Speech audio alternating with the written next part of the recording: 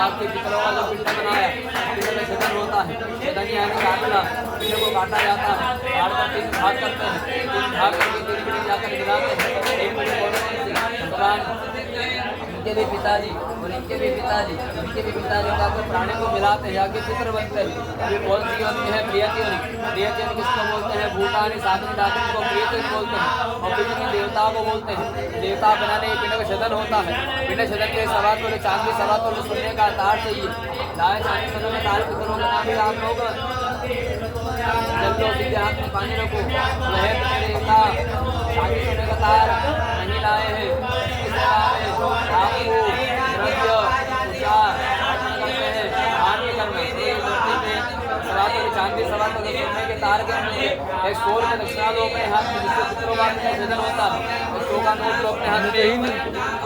ये तो ही नहीं ये